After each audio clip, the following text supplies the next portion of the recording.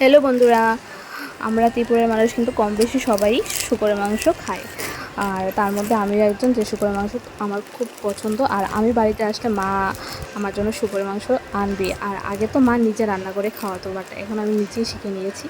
আর আজকে কিন্তু শূকরের মাংসটা রান্না করব পেঁপে দিয়ে।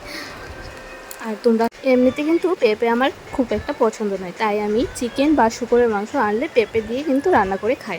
আর খেতে কিন্তু অসাধারণ স্বাদ লাগে পেঁপেগুলি। আর শূকরের মাংসটা এখানে গরম জল দিয়ে ধুয়ে নিয়েছি। আর এখানে আদা রসুন মরিচ দিয়ে একটা পেস্ট করে নিয়েছি। তারপর কড়াইতে তেল গরম করে এগুলি ভালো করে ভেজে নেব।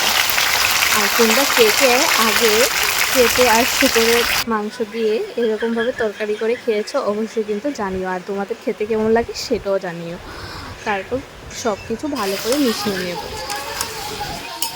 এখানে কিন্তু পরিমাণ মতন জিরে, ধনে, হলুদ আর লবণ দিয়ে দিয়েছি। তারপর 5 থেকে 10 মিনিটের মতন ভালো করে ভেজে নেব। এবার ভাজা হয়ে গেলে এর মধ্যে পেঁয়াজটা দিয়ে দেব। পেঁয়াজটা দিয়ে আবার 5 মিনিটের মতন নেড়ে নেব, যতক্ষণ না জলটা পুরোপুরি শুকিয়ে যাচ্ছে।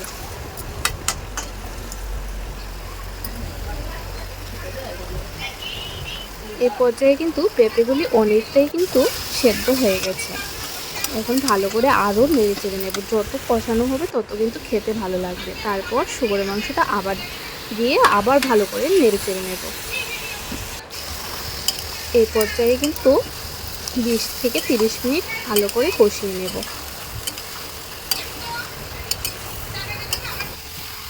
তবে অনেকে কিন্তু বলে যে শূকরের মাংসটা আনহেলদি, বাট আনহেলদি হলেও আমার কিন্তু খেতে খুব ভালোই লাগে।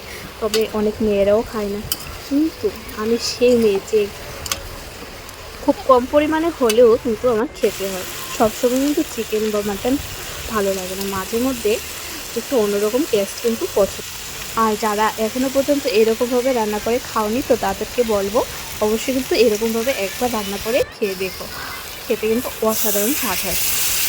এখন ভালো করে কষিয়ে এর মধ্যে জল অ্যাড করে ভালো করে আরও 10 থেকে 20 মিনিটের মতন সেদ্ধ করে নেব। আর কালারটা দেখো কি দারুণ এসেছে, দেখে মুখে কিন্তু জল চলে আসছে। ব্যাস রেডি আমার শূকরের মাংস। আর খেতে কিন্তু অসাধারণ স্বাদ, অবশ্যই ট্রাই করো। আর যদি আমার ভিডিও ভালো লাগে অবশ্যই লাইক, কমেন্ট আর সাবস্ক্রাইব করো।